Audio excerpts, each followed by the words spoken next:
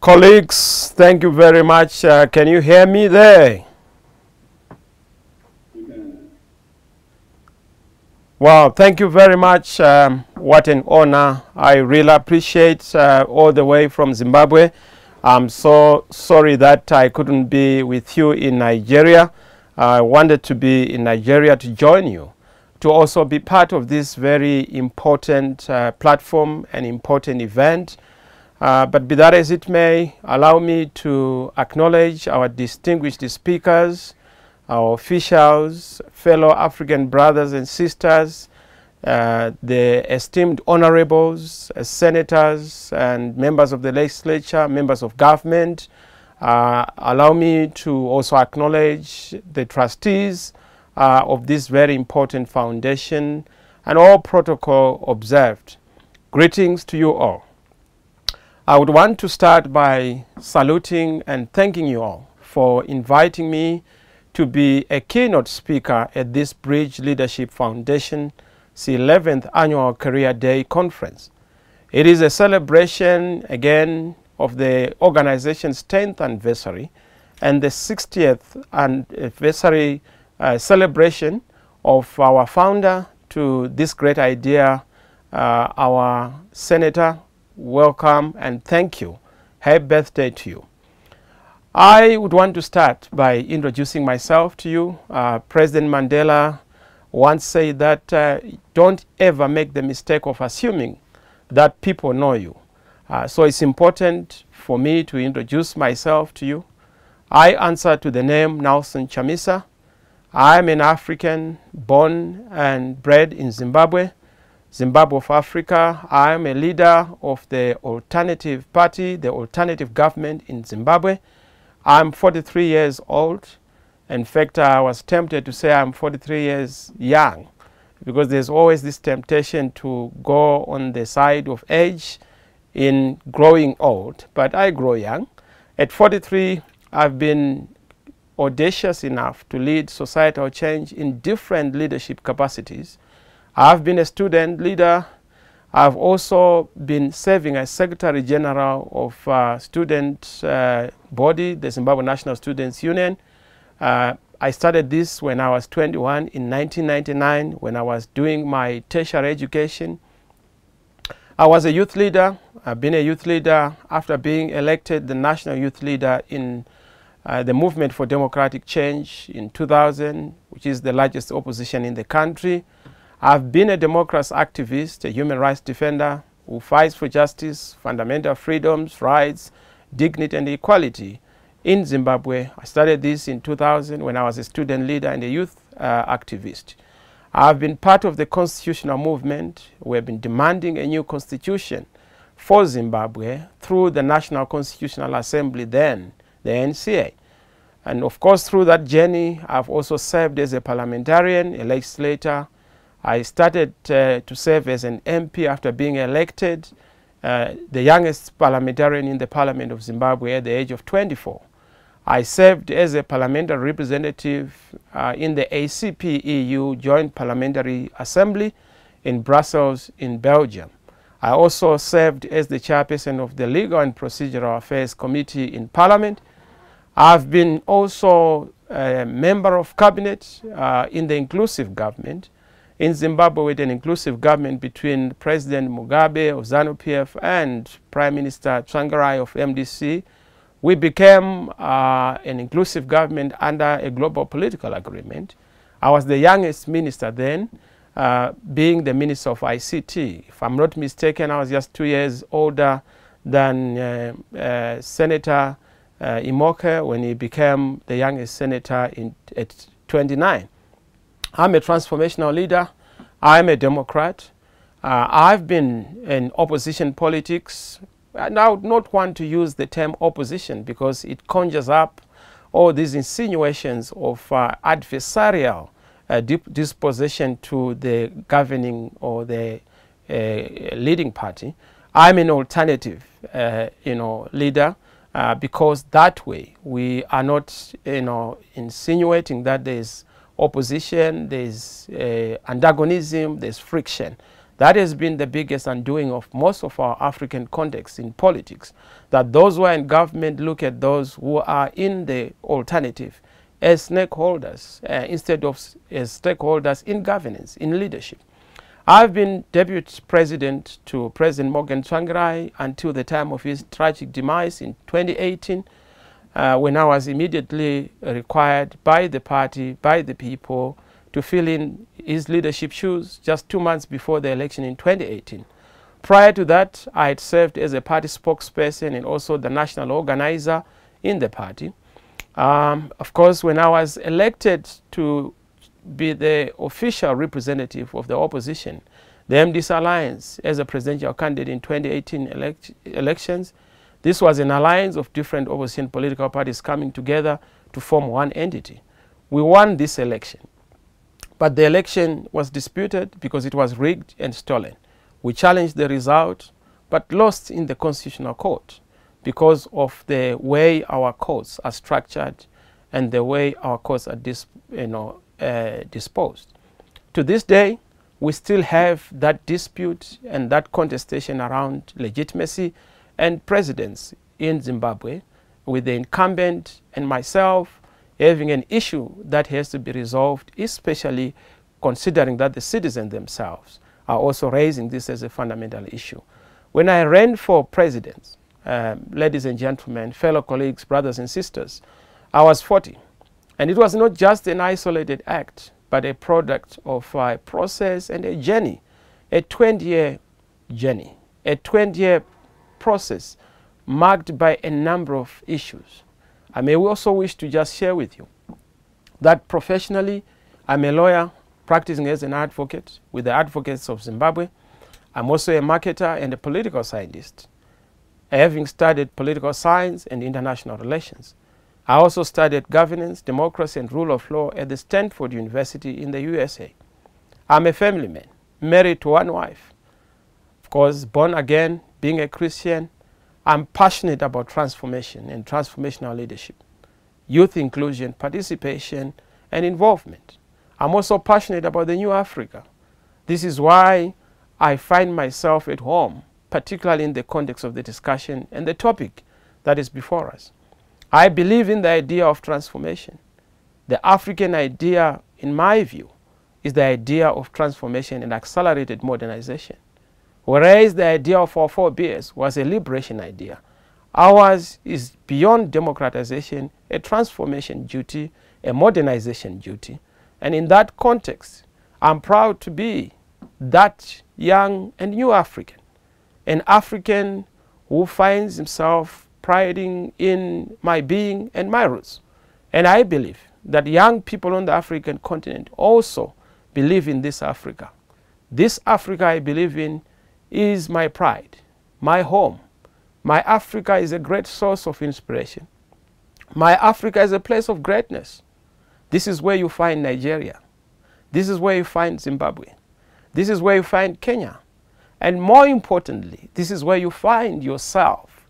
This is our Africa. Our Africa, which is a place where things happen, a place where possibilities are abundant. This Africa is a place that is home to everybody who lives in it, who would want to develop it, who would want to prosper it. This Africa is not just a continent or a geographical expression. Rather, it is an expression of a collective aspiration, an idea that transcends geographical boundaries and demarcations. What I must say is that my personal experience over the journey I've just showed and shared with you is that I've been taught that politics is not just a road that is full of a lot of boobs and traps and treachery in some circumstances, but it is also an opportunity for transformation. And this is why people, especially audacious young people, must find themselves in a position where they are able to not just wait for a handover, but to do everything within their power to take charge and be responsible. In this journey, I've learned that those who are around power don't always operate in and out of good faith. In fact, good faith is not part of the bill. They are always persuaded by the will to power as opposed to the will to transform. Now, young people who are audacious must always be moved by the will to transform, the will to change, the will to make a difference, the will to be significant. Retaining that will to transform is not just a function of conjecture. It is a function of principles and consistency and character. It is actually criminal for one to be young and not revolutionary. It is actually criminal for one to be young and not disruptive. One has to be young, and to be young is to be active. To be young is to make a difference. If you are not revolutionary and you are young, you are dead or you are dying. The leadership journey has helped me to discover this. It has helped me to define and refine the vision that we have, a clear mental picture that we need to form, the values, the consciousness, and the character that we need. And this is my advice to young people. You may work in your communities, in your society. Popular appeal may take you to the top, but it is character and integrity that keeps you there. And this is what is important. Discipline, compassion, consistency to stay the course is a very important ingredient. It's an important function of character. And this is why I would want to emphasize that at all material times, audacious young people must be a conscious group of the enlightened based on values with clear vision to shape the destiny of nations and society. Don't be poor versions of what you are fighting. Don't be poor versions of that which you are trying to replace. Don't be poor versions or carbon copies of that which we are against, but create a clean slate of alternative leadership, transformative leadership, leadership that is based on service and sacrifice. You are never too young to run, but you must also never be too young to learn. Don't be impatient to learn. Build yourself, capacitate, have connections. Because at the end of the day, connection is a point where you are empowered, where your empathy is shown, where your network is shown. Be a reader. A reader is a leader. Change the culture. Change the direction, the approaches. The difference is important. Don't listen to those who say politics is a dirty game. Politics is a clean game.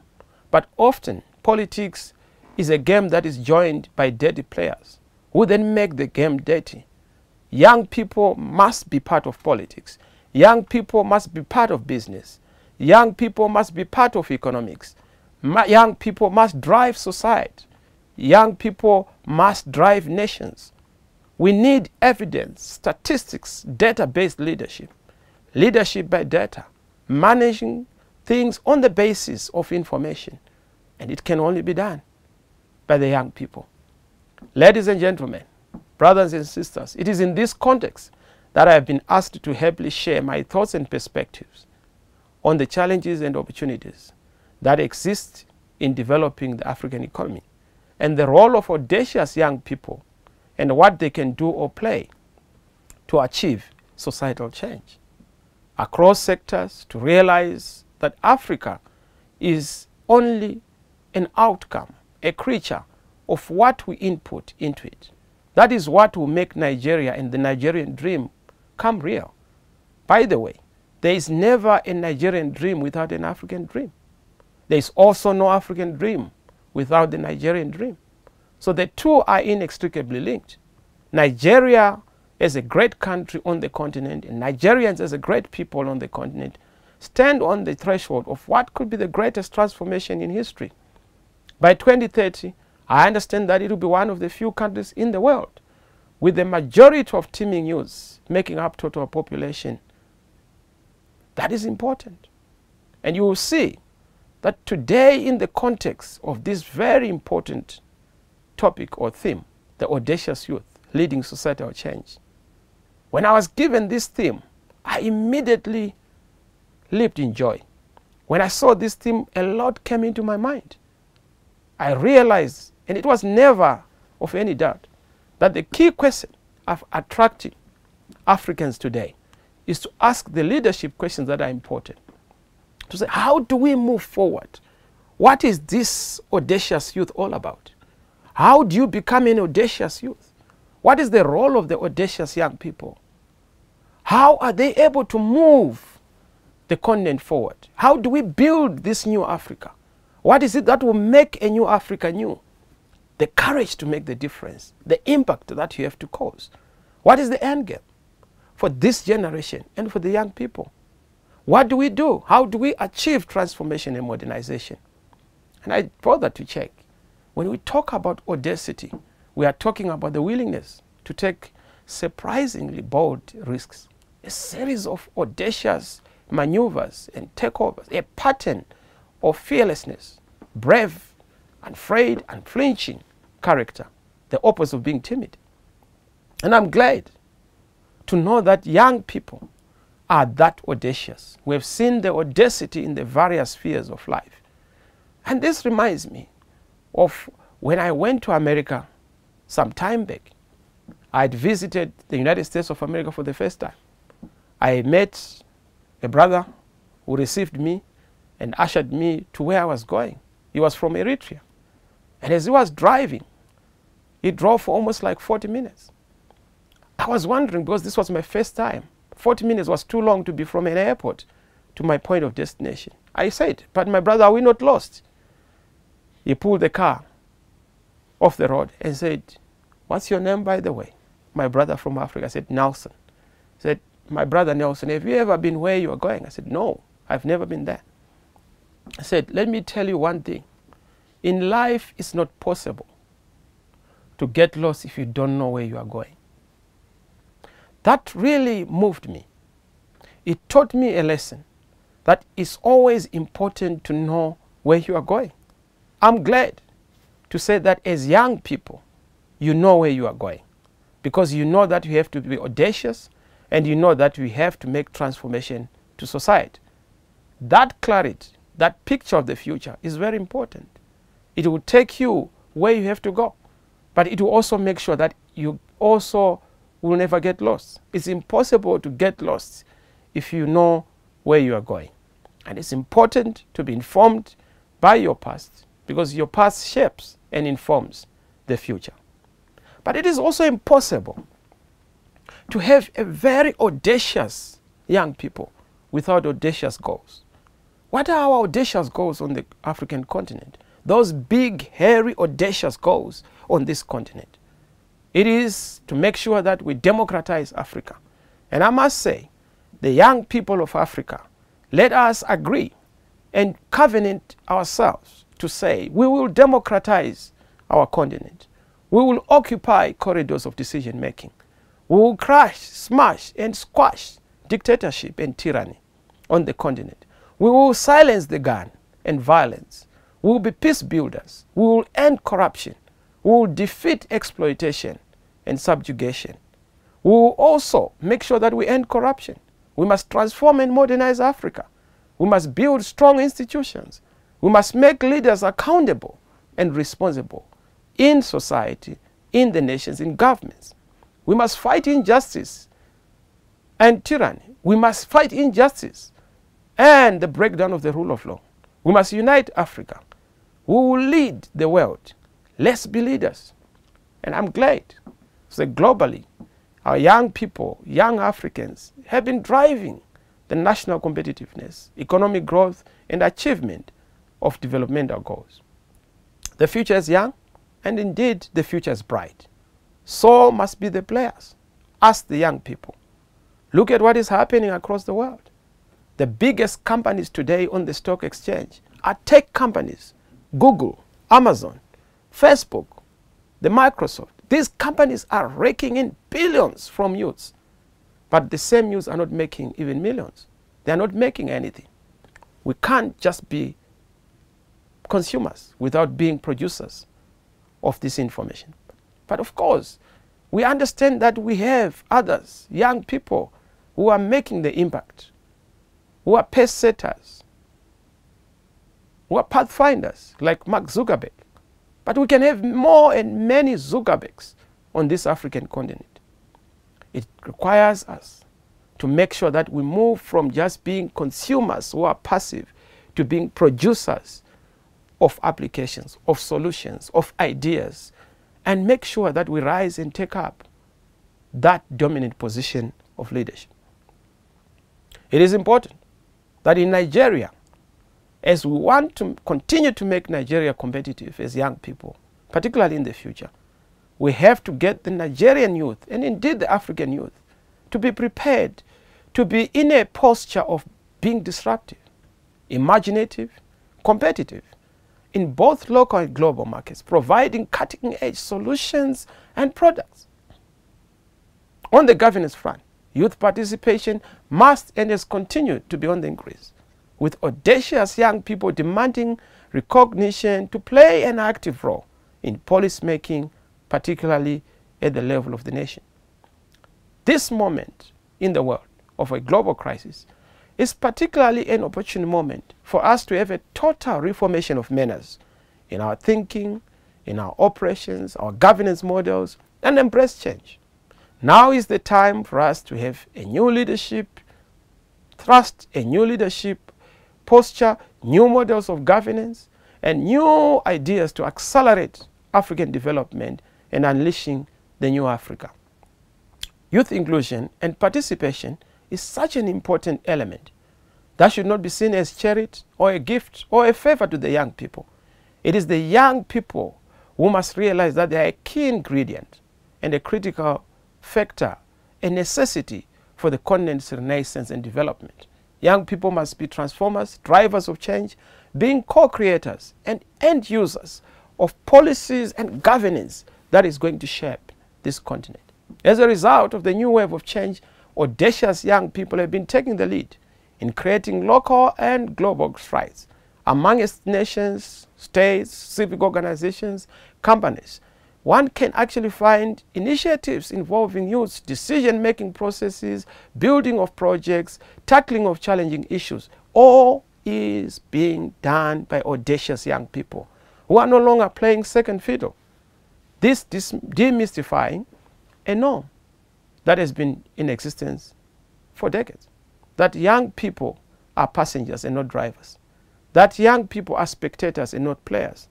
We are seeing young people as CEOs of various companies on the continent and even in the world. Great youth-led initiatives and organizations are taking place. The creative and innovative approaches of solving societal issues is taking hold. However, we need to see more young people stepping forward, also coming to play that role, to make sure that they play a pivotal role in unleashing our continent to that next level and establishing ourselves as young people as solid and complete nation builders going forward. I'm also very excited to note and realize that the audacious young people are no longer playing second fiddle. They are now the ones who are defining the trajectory of our continent, the path forward for our continent. African youth have always been known for being audacious and brave. Look at the liberation struggles. Just remember the role played by the township youths, the Soweto uprising, youth in colleges, youth and university students in campuses and colleges. They've continued to define and shape discourses and narratives that lay trajectories not just for society, but for nations, and indeed for the continent. Since time immemorial, Africa has been the most audacious and vibrant youths have been seen on the continent, globally, leading change across various sectors. A vast potential of youths are consistently continuing to make that effort to break cycles of poverty, conflict, hunger, inequalities that have continued to bedevil our continent.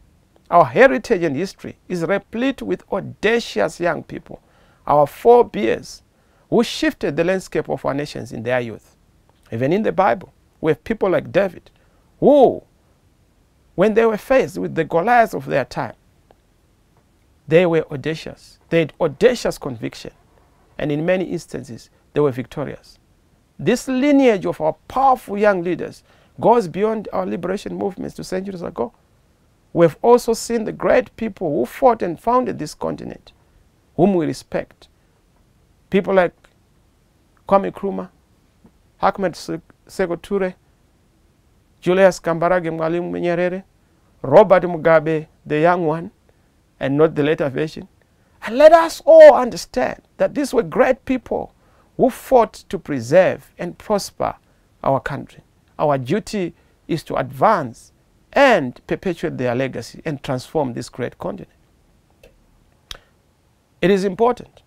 And I must say that as we go forward, we have also seen the duty of informal traders, teachers, who have played a pivotal role, community mobilizers, young people who have done wonderful things. In Kenya, we had Wawira Njiru, who founded the Food for Education program to address inequality in the schooling system, since many children did not have regular meals. And this initiative has been fundamental. It has been key. It has provided more than 300,000 meals to Kenyan children from this inception.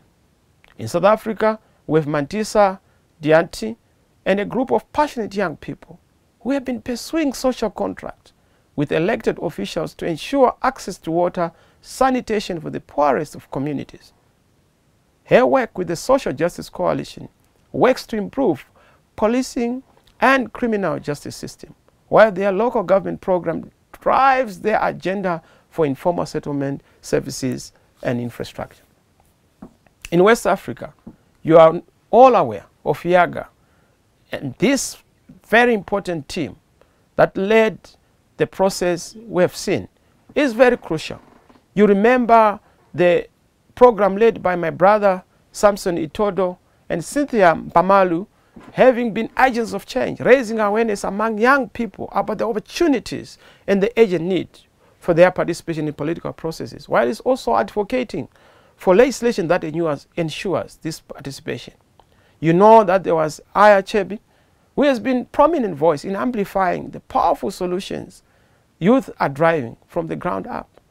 In South Africa, you know the Fees Must Fall campaign, largely driven by young people, young students on our continent. In Malawi, we had change, where the Malawi human rights defenders, defended by young people, led by young people, the civil society. In DRC, we had La Lucha, citizen-led movements have brought numerous cases. They have also brought cases of state capture and corruption into light, and making sure that they hold truth to account and truth to power. Our youth are leading these movements, and their work must be supported to remove the veil of secrecy, to remove that which continues to perpetuate impunity. Nigeria has many examples leading, of change by youth. We had the issue of End SARS movement, which has been an inspiration on the continent, when young people resisted police brutality. Not too young to run and ready to run campaigns led by Yaga, as I have already indicated, are very important and exceptional examples of inspiration of audacious youth. Women are continuing also to lead efforts to rehabilitate former Boko Haram militants into their communities.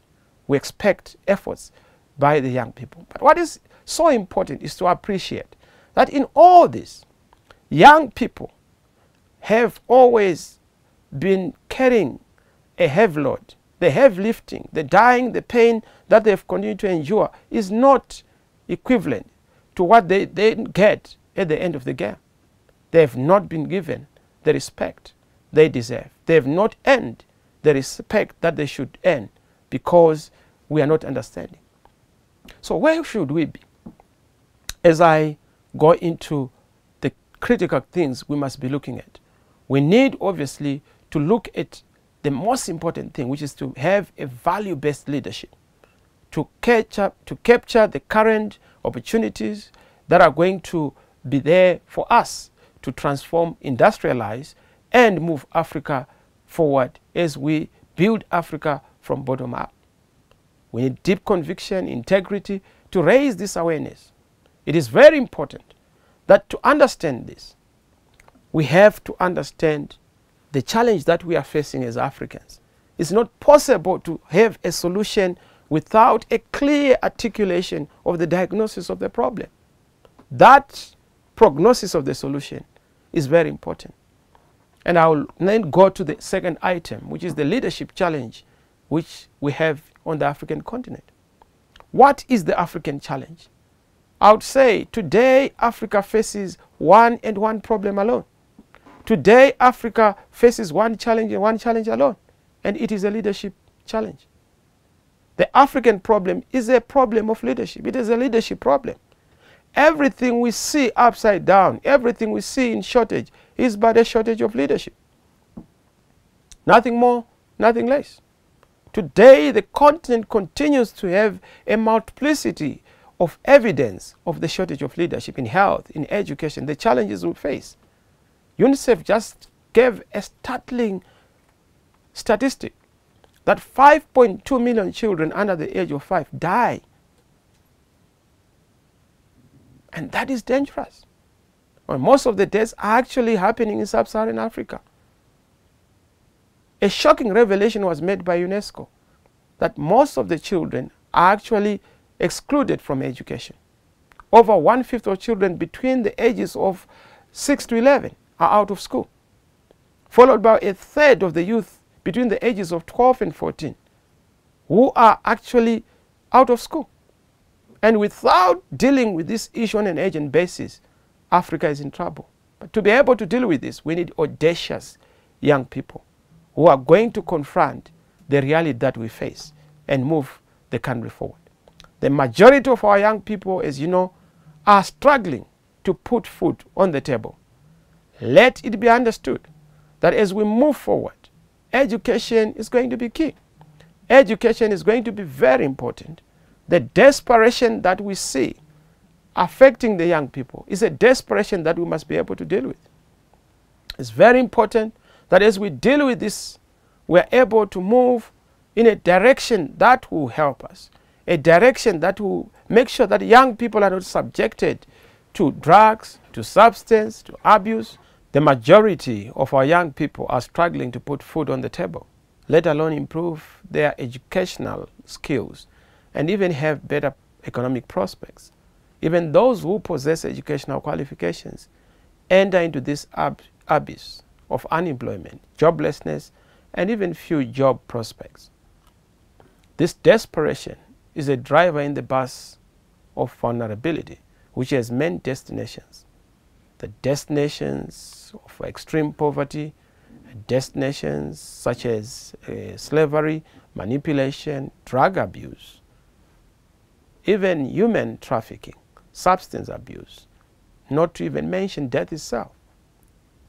Outside the economic inclusion, the structural transformation, economic development benefits only accrue to a few.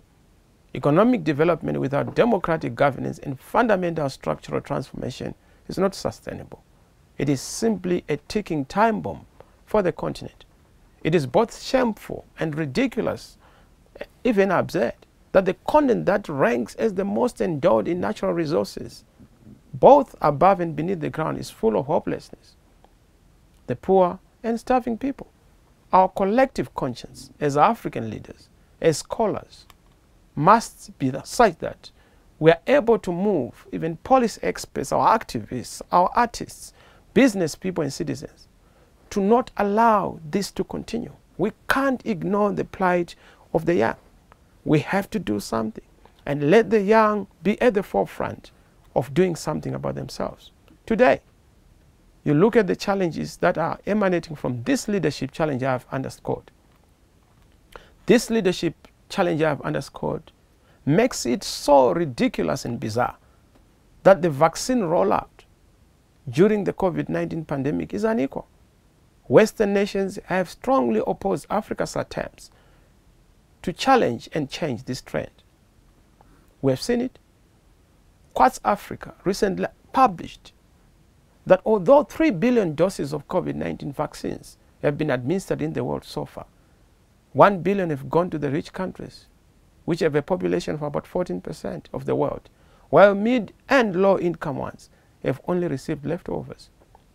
COVAX, a global coalition that was set up by the World Health Organization, WHO, and several non-profit organizations to deliver COVID-19 vaccines to developing countries, have so far delivered less than 90 million doses of the 2 billion it was supposed to deliver by the end of 2021. A business icon, Strive Masiyiwa, born in Zimbabwe, but a global leader, a global business leader, and founder of Keynote Global, has indicated that the failure to deliver vaccines must fall squarely on those countries that seek to subvert the ability of our continent to also achieve this important responsibility to their citizens. But what bothers me is that with all the universities and exceptional learning institutions on this continent, from Cape to Cairo, we must not continue to depend on aid for solutions. We can't continue to depend on aid for ideas. We can't continue to depend on aid for vaccines. We can't continue to depend on aid for food. We can't continue to depend on aid for technology or for development. We must invest our minds and ideas to our own development. Young people must ask themselves the important question: what am I doing better to better the lives of our people on the continent? Not only that, young people must also task themselves to a great task to say, what can we do to make a difference? As I said, the leadership challenge gives birth to the corruption challenge. The greatest vice destroying nations in Africa is corruption. Corruption is now a religion in Africa. Most leaders have been caught with sugar granules on their mouths, literally with their hands in the cookie jar. Our problems are of our own creation. We loot our own resources. We steal from ourselves. We squander our future through corruption and kleptocracy. And we store away ill-gotten wealth and monies in offshore accounts, in far field, in other continents. The shocking figures of illicit financial flows out of Africa are evidence of this. We have all the raw materials, but import even toothpicks. We have even gone to do bizarre things to import even culture. We need to deal with this. Because of the leadership challenge, we have failed to decolonize ourselves, our minds, and decolonize Africa. If we seek to shift the global landscape significantly, which we must do, and which we must, it is important to construct a narrative that includes equal opportunities for all Africans, for African economies, for African governance, for thought leadership to take root and to be embedded so that we embrace our identity. As you know, our history as a continent of Africa is that of unity and a single borderless continent without the current colonial boundaries imposed by the Berlin Conference in Germany and not in Africa. This is an endowment we must re-establish as young people of this continent. One of my most celebrated, Frantz Fanon, an author, warned that political emancipation from colonial powers would not necessarily deal with the colonization of the mind. We need to decolonize the mind. Our minds need emancipation from the shackles of oppression, exclusion, self-hate, and all the limitations. We must become what we believe of ourselves. We must overcome the oppressor syndrome, the impositor syndrome, that dulls our voices, that leaves us in a situation where we feel we are second class. We need to be able to deal with this. We are not ready. We are not able to make a change. We are not qualified. These are stereotypes that are being imposed on us. And I believe time has come to renew and embrace once again the Pan-African dream for integration and opportunities. And this is what will hold our economies together, building on regional value chains in strategic sectors. This work is important. It must be driven by indigenous knowledge systems that are driving informal trade and finding ways to open up this space for young people and their business to access value chains. The time has come to identify and empower the bright sparks amongst our youth that are driving change. governments, political parties, civil society, and business. They all have an important role to play to create these platforms for the sparks to become raging fires that inspire and activate more young people to shape their future. We have to move from being knowledge consumers to being knowledge producers. For far too long, we've designed our systems on the back of colonial education systems, theories of development, and similarly, the outlook of possibilities has been shaped by these perspectives that are narrow and limited. We've had classifications like first or third world, modernization or undeveloped, developing or not developed, most of which are challenging, and we must challenge these narratives. How we define our aspirations, the path going forward to realize these aspirations is our unique strategic positioning. We cannot simply copy and paste that which has been implemented in other contexts. Instead, let us work with what we have on the ground. While we are embracing opportunities that digitization, artificial intelligence hold for us to leapfrog our economic transformation, we need, as a matter of mass, to build on economic development that is based on sustainable change, transformational change.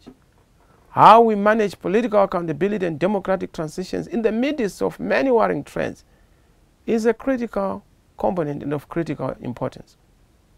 We have seen the rise in authoritarian consolidation, state capture, the independence of institutions like our electoral management bodies, and the judiciary must be maintained and protected jealously, guarded jealously. From Eswatini to Uganda, Zimbabwe, Cameroon, and many other countries in Africa, we have seen violent crushing of our youth as they demand better leadership, as they provide better leadership. State capture is the dark hand that will cripple our ability to transform our society. Disputed elections continue to be a big issue. Africa can be turned into a hotspot of good governance, accountable leadership, responsible leadership, modern leadership. But alas, it has been turned into an outpost of tyranny. Those who are running Africa are ruining it. The forces of autocracy are on the rampage, turbocharged in repression and oppression. We are witnessing the scourge of unaccountable power. We have had a new wave of private power militarists that either operate above the law or outside the law or without the law. Africa has, to a certain extent, mutated and been sliding back on fundamental issues that we are supposed to deal with. Yes, we were born out of an armed struggle, but the cornerstone of the armed struggle was civilian control. But the absence of rules, laws, regulations of armed outfits is what will reduce our important military institutions into being banditry outfits. Such is the danger we see in our other countries, where militarism runs the risk of negating the gains of independence and liberation. We are witnessing the rise of the phenomenon of elections without change. This is the dangerous path we have been on. It's a dangerous phenomenon on the continent, where we have seen, particularly in countries where opposition or the alternative never wins, elections are just a ritual, but rigged and contested, producing unstable and illegitimate governments. Coloniality and the rising of new imperialism is also a big issue on the African continent. If colonization was bad when it was done by the West, it must be bad if it is done by the East, North, or any side or direction. It is equally wrong. Fighting colonialism, imperialism, slavery, or any form of subjugation is an imperative responsibility. Self-determination, sovereignty, self-governance remain very critical. African struggles must and shall continue to be rooted in the African worker, African women, African youth, who must be the pivot of all the struggles on the land. Bread and butter issues are key and must be advanced. God did not create us to eat and die, but to leave a legacy of a great African continent, a legacy we are able to bequeath to future generations. a legacy we're able to say we did our bit and we did it to the best of our ability. We need a shared African dream. We need a shared African promise, our shared values, strong institutions and integration. The new Africa will be anchored on leadership, entrepreneurship, creating the next generation of African entrepreneurs. And it will take a new education system, a problem-solving mindset, a multidisciplinary learning literacy, technology literacy, leadership principles, making sure that our education is not just about regurgitating history, but about scoping and sculpturing future concepts and narratives that will change our nation and our continents for transformation. Society must produce and celebrate entrepreneurs, innovators, researchers, job creators, business builders. Celebrate even patents, new knowledge systems that are meant to take us to that level. Technologies should be also embraced. The Internet of Things, blockchain technologies, fourth industrial revolution. We need to make sure that we embrace nanotechnology, autonomous vehicles, drones, in our quest to make sure that the continent is indeed a transformed continent. We can't do this without building on infrastructure, having an enabling environment within which good governance thrives. Government policy, macroeconomic stability must also be sorted out. We must seek to put in place pillars of civilization, pillars of water, pillars of power, pillars of transport networks, pillars of ICT, and pillars of housing. These are critical lines of civilization we must put in place.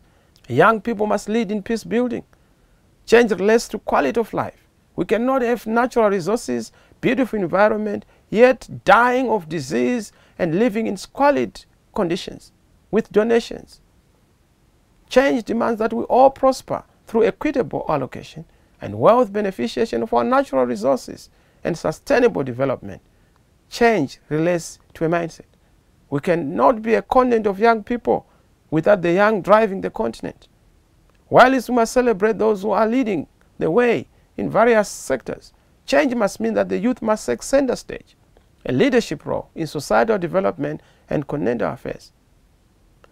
The liberation movement was not a joke. It was not led by cowards. It was not a bunch of cowards, but it was led by strong young women and men, brave lions who showed courage, courage to make a difference, courage to change a future.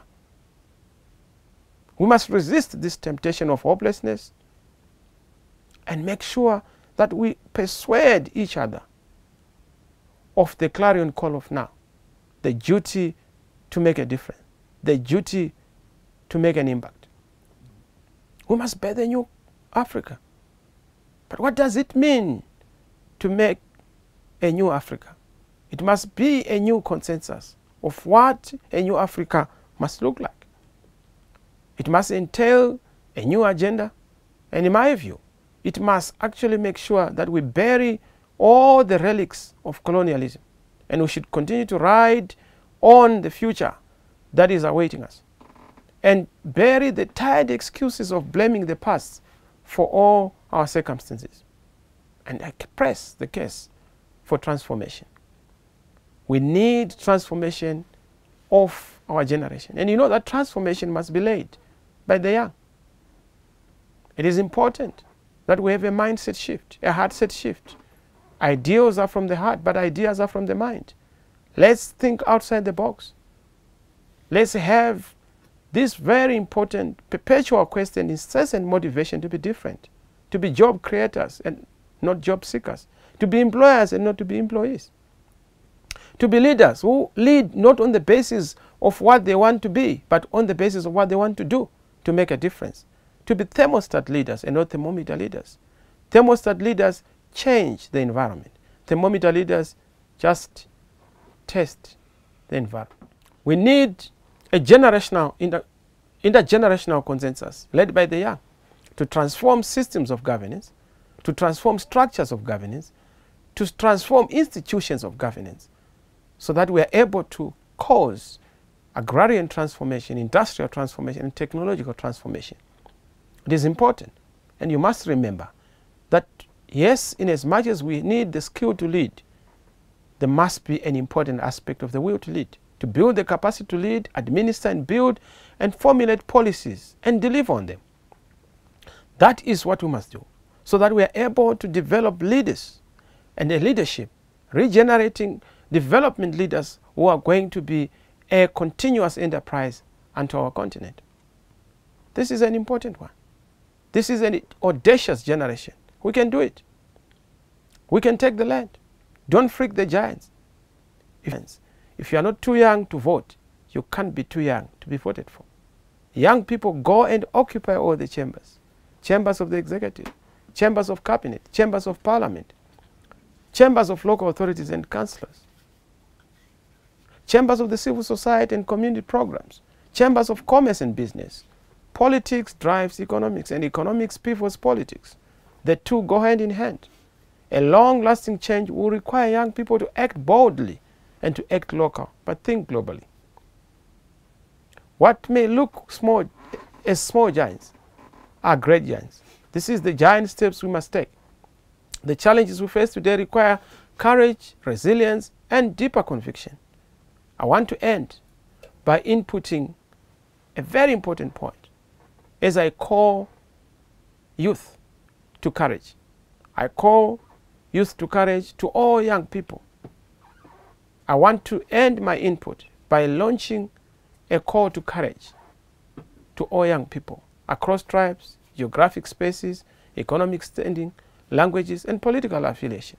A call to courage to radically transform how we can do business, how we can govern, how we can dream. A call to courage that sets up African Renaissance Fund and a new fund to support youth development and leadership capacitation. A call to courage not to give up in the midst of adversity. A call to courage to join forces with other people, old and young, who help us to move forward. A call to courage to believe that our present realities are not a handicap or a prison. They are a motivation to build a better tomorrow and the next generation. We are all part of something much greater than ourselves. Young people of Africa, nothing can stop us. We are a raging train and a rolling lion. We are rolling lions. The will to fight is essential. Like what was said by Steve Biko, it is better to die for an idea that will live than live for an idea that will die. Let's keep fighting. Nothing comes without a fight. Nothing comes without a courage. Nothing beats acts of courage. Our duty is to fight. Our duty and generational mandate is to make sure that we discover our mission, fulfill it or betray it. And this is what Frantz Fanon says. Great people make and write great history. Let us write history. Let us fix the future. Let us make Africa great. It's time. The time is now. The journey begins. May God bless you and foster you big ideas that will change our continent. One Africa, one people. God bless Nigeria. God bless Africa. God bless you, all young people of Africa. I thank you.